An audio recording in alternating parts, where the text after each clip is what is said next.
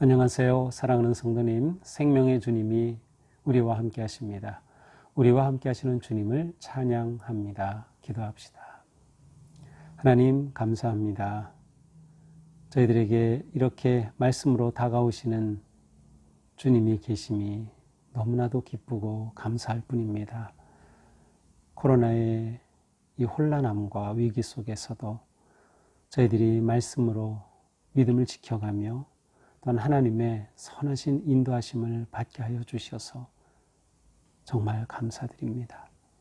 오늘도 말씀 앞에 서서 그 말씀을 믿음으로 받아들이며 또 깨닫게 하시며 또 새 힘 얻도록 은혜 베풀어 주시옵소서.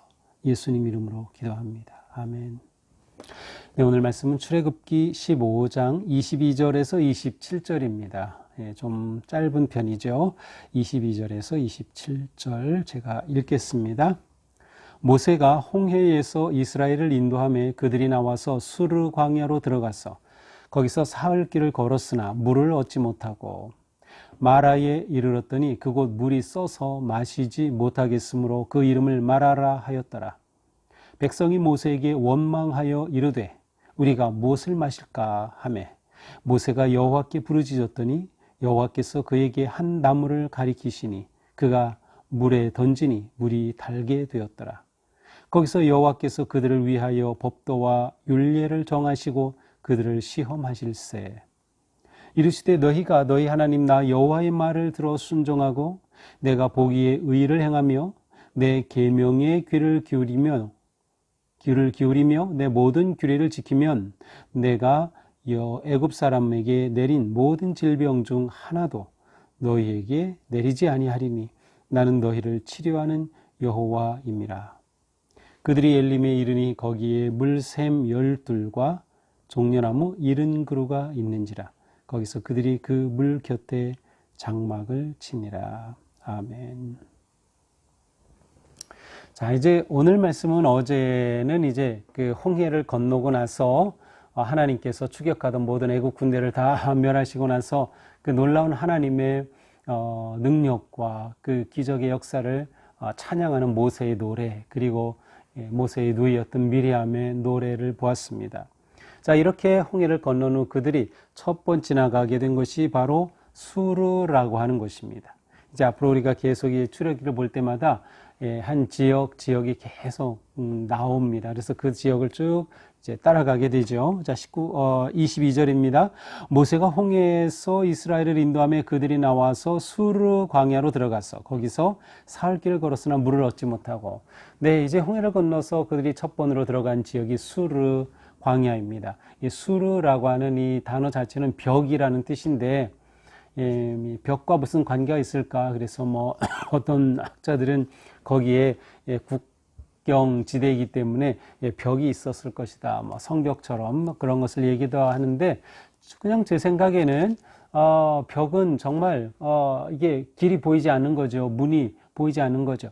그러니까 이게 수르 광야로 들어간 그 이스라엘 백성들이 길을 못 찾는 것처럼 그들이 헤매는 겁니다. 특별히 무엇을 찾아서? 물을 찾아서 헤매는 거예요. 그래서 사흘 길을 걸었으나 물을 얻지 못하고, 여기서 사흘 길은 꼭 하루 이틀 사흘, 딱 정확하게 사흘이라는 의미보다는 사흘 하면은 그들이 물을 찾아 걸을 만큼 다 해서 걸어봤다. 물을 찾아서 살 수 있는 길을 다 걸었다. 그러한 의미가 담겨 있습니다. 충분히 물을 찾아 헤매었지만 물을 찾지 못했습니다. 그러다가 마라라고 하는 곳에 이르렀는데 물이 있어요.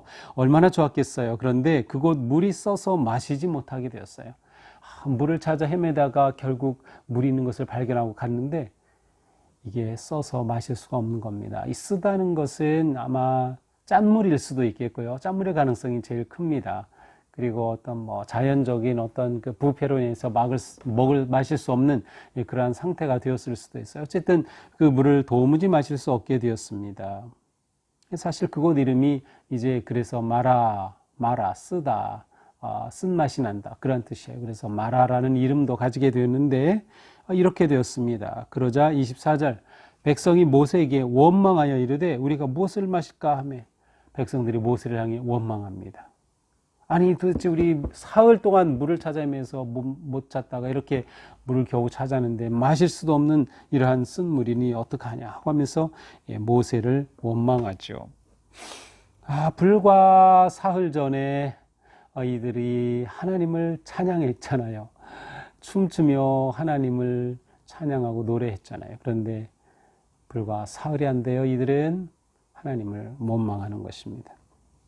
실제로 이제 출애굽기 14장 11절에 가서 보면 이제 홍해를 건너기 전에 그들이 막 애굽을 탈출하고 홍해 앞에 이르렀을 때 뒤에서 애굽 군대들이 막 추격하는 것을 알게 되자 그때에도 비슷한 반응을 보였어요. 그 14장 11절에 보니까 모세에게 이르되 애굽에 매장지가 없어서 당신이 우리를 이끌어내어 이 광야에서 죽게 하느냐? 어찌하여 당신이 우리를 애굽에서 이끌어내어 우리에게 이같이 하느냐? 하면서 이때도 모세를 원망했던 적이 있어요. 근데 이번에도 또 원망을 합니다. 그러자 모세는 어떻게 합니까? 하나님께 기도하는 수밖에 없죠. 그래서 24절, 25절 모세가 여호와께 부르짖었더니 여호와께서 그에게 한 나무를 가리키시니 그가 물에 던지니 물이 달게 되었더라. 자, 모세가 하나님께 울부짖었어요. 그러자 하나님께서 한 나무를 가리키셨어요. 근데 여기서 가리키다는 것은 말로 이렇게 가리키는 것도 될 수 있고 가르친다라고도 될 수 있고 보여준다라고도 될 수 있어요. 그러니까 하나님께서 모세에게 저 나무 봐라 이렇게 나무를 보여주시든지 저 나무로 어떻게 해라라고 나무를 가르쳐 주시기도 했어요. 저 나무를 하나님이 보여주신 거죠. 그러자 모세가 그 나무를 꺾어서 물에 던졌어요. 그랬더니 물이 달게 되었어요. 어떻게 달게 되는지 모릅니다. 정말 그 나무에 어떤 화학적인 그런 성분이 있어서 그 물을 이렇게 달게 만들었는지는 모르겠어요. 근데 어쨌든 놀라운 역사가 일어난 것이죠. 거기서 여호와께서 그들을 위하여 법도와 윤례를 정하시고 그들을 시험하실세. 자, 바로 그곳에서 하나님께서는 이스라엘 백성들을 위한 법도와 윤례를 정해 주셨어요. 자, 법도 윤례. 그리고 이제 26절에 가서 보면은 이렇게 말씀하시죠. 너희 하나님 나 여호와의 말을 들어 순종하고 내가 보기에 의를 행하며 내 계명의 귀를 기울이며 내 모든 규례를 지키면. 자, 여기에서 물이 달게 된 후에 하나님께서 이들에게 법도와 윤례를 주시면서 말씀하시는 거예요. 내가 너에게 준 이것대로 그대로 순종해서 의를 행하고 내 계명에 귀를 기울이고 내 규례를 지키면 어떻게 하시겠다는 거예요? 애굽 사람들에게 내렸던 질병 중 어느 하나도 너에게 내리지 않겠다. 왜냐하면 나는 너희를 치료하는 여호와이기 때문이다 라는 것이에요. 자, 여기에 보면 법도, 율례, 계명, 규례 이란 단어들이 나와요. 또 히브리 말로도 다르죠. 법도와 규례는 똑같이 호크라고 하는 그러한 여기서 호크마라는 단어가 나왔고요. 또 율례, 미시파트, 계명, 미츠보트 뭐 이러한 단어들이 다 다른데 도대체 이 규례는 뭐고 율례는 뭐고 법도는 뭐고 계명은 뭐고 교훈은 뭐고 뭐 이런 질문을 하게 되는데 결론은 다 같은 단어다 이렇게 보시는 게 좋을 것 같아요. 물론 조금씩의 어떤 뭐 차이는 찾을 수 있어요. 구체적인 지시 사항이 있을 때 그거를 뭐 윤례라고 한다든지 어떤 교훈적인 요소가 강할 때 뭐 법도라고 한다든지 뭐 이렇게 할 수는 있겠지만 전체적으로는 똑같이 같은 의미 하나님께서 주시는 말씀 하나님이 주시는 교훈, 가르쳐 주신 그러한 삶의 도리, 길, 뭐 이러한 것들을 다 포함하는 그래서 같은 의미를 여러 단어로 포함함으로 다양하게 또 강조하는 그러한 의미로 이렇게 다양한 단어를 사용하는 것이 아닌가 이렇게 생각이 됩니다. 자, 이때 주셨던 율례, 규례, 법도가 무엇인지는 모릅니다. 우리가 잘 알 수 있는 것은 바로 이제 조금 지나면 시내산에 이르게 되죠. 거기서 하나님으로부터 진짜 놀라운 계명을 받죠. 시내산 계명을 받는데 그 전에 이미 여기서 하나님이 규례를 주신 적이 있었던 거예요. 근데 그 내용은 우리가 알 수 없지만 그러면서 하나님께서 이거 지켜라. 그러면 너희에게 애굽에서 내렸던 그 질병이 없게 하겠다. 지금 이제 광야 생활을 시작하는 이들에게 가장 두려운 것은 질병입니다. 치료받을 길이 없어요. 질병이 걸리면 그냥 사망하게 되는 그런 위기이죠. 그래서 제일 두려워했던 것이 이것이 아닌가. 그래서 하나님께서는 너희가 계명을 지키면 이집트에 내렸던 그 질병을 너에게 내리지 않겠다. 그래서 질병은 꼭 병도 되지만 또 이렇게 신체가 쇠약해지는 이제 그러한 것도 포함이 됩니다. 왜냐하면 나는 치료하는 여호와이기 때문이다. 우리가 잘 아는 들어본 적이 있는 여호와 라파, 그러죠? 치료하시는 여호와. 물론 이제 여기서는 여호와 로페입니다. 여호와 로페, 치료하시는 여호와인데 바로 하나님은 치료하시는 분이시기 때문이라는 것이죠. 자, 그러면서 마지막 27절 그들이 엘림에 이르니, 자, 수르 광야로 들어갔다가 사흘길 헤매어 물을 얻지 못하고 드디어 물을 발견했는데 쓴물이라 원망하자 모세가 기도하고 하나님이 보여주신 나무를 던지니 그 쓴물이 단물이 되었습니다. 자, 이곳을 또 떠나서 어디에 이릅니까? 그들이 엘림에 이르니 거기에 물샘 12 종려나무 70그루가 있는지라. 엘림은 이제 오아시스입니다. 그래서 이 사막 가운데서 오아시스를 찾은 겁니다. 거기에 보니까 샘이 12이나 있고요. 70그루나 되는 종려나무가 쫙 있어요. 정말 천국 같은 곳이죠. 사막의 오아시스. 물론 여기서 꼭 샘이 12이고 종려나무가 70일까? 12, 70이라는 숫자 자체가 완전한 그러한 의미를 지니고 있기 때문에 이스라엘 백성들에게 충분한 정말 부족함이 없는 그러한 오아시스였다고 하는 것을 의미할 수도 있습니다. 자, 이것이 오늘의 말씀입니다. 자, 그들이 처음 길을 내디뎠던 수르 광야에서 물을 얻지 못해 고통당하다가 쓴물을 만나고 단물이 바뀌고 거기에서 하나님께서 주신 교훈을 들려주시고 교훈으로 살면 너희가 애굽의 질병을 겪지 않을 것이라고 말씀해 주시고 그리고 이제 또 엘림이라고 하는 곳에 이르러서 이렇게 그들은 오아시스를 발견하게 됩니다.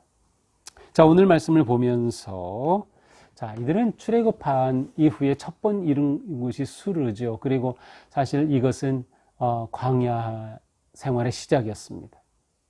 하나님이 그들에게 자유를 주셨는데 자유를 얻은 그들이 자유를 만끽하면서 사는 삶이 주어진 것이 아니라 광야의 기간이 주어졌어요. 예수님을 믿고 세례받은 성도는 광야의 기간이 필요합니다. 홍해를 건너듯 물로 세례를 받은 성도에게는 광야의 기간이 필요합니다. 광야는 무슨 기간일까요? 훈련과 성장의 기간입니다. 하나님을 배우는 기간입니다. 깨닫는 기간이죠. 그들에게 하나님께서 윤례, 규례, 법들을 주셨어요. 그리고 이대로 지키라고 말씀하셨죠.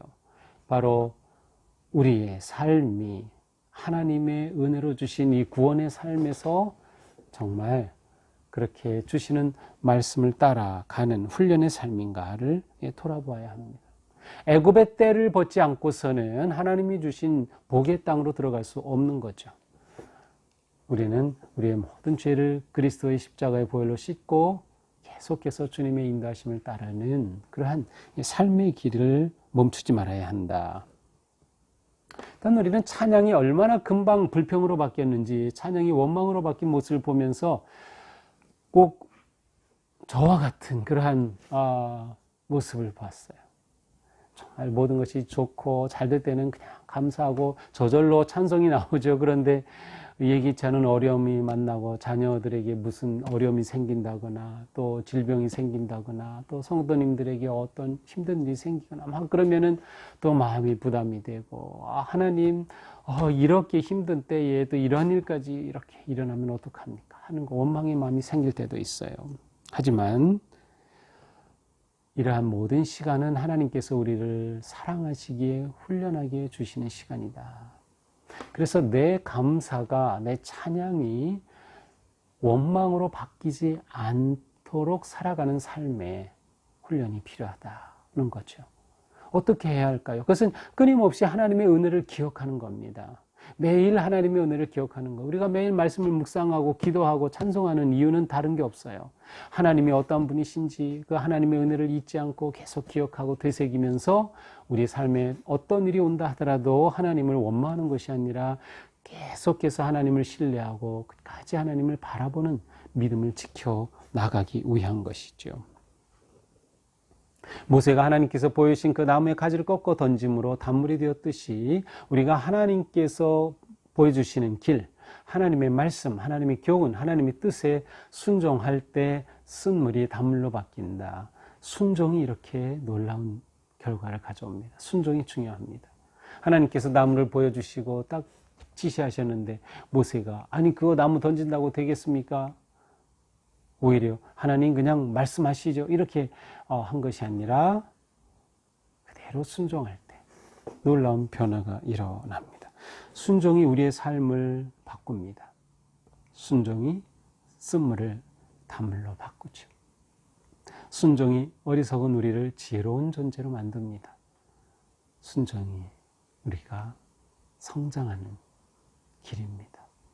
오늘 하루도 주님의 말씀 기억하면서 내가 하나님의 은혜를 입은 그러한 복된 존재다.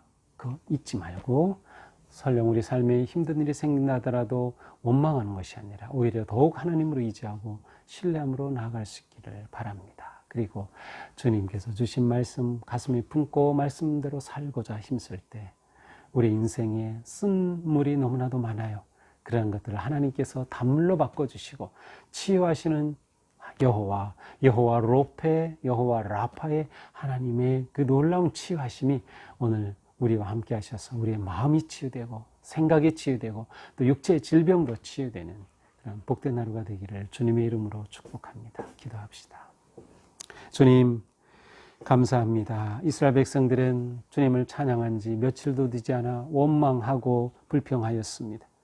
그러나 모세의 순종으로 인하여서 쓴물이 단물로 바뀌고 하나님께서는 그들이 말씀에 순종할 때 그들을 지켜주시고 보호해 줄 것임을 약속까지 해주셨습니다. 주님, 저희가 오늘 살아가는 동안 주님의 말씀에 순종하기 힘쓰게 도우시고 저희의 삶이 순종을 통하여 인생의 쓴물이 단물로 바뀌는 은혜를 입게 하여 주시옵소서. 오늘도 주님의 은혜 안에서 우리의 삶이 흔들림 없이 담대하게 믿음의 길 걷게 하여 주시옵소서. 예수님 이름으로 기도합니다. 아멘. 네, 오늘도 주님 은혜로 승리하는 복된 하루가 되기를 축복합니다. 사랑합니다.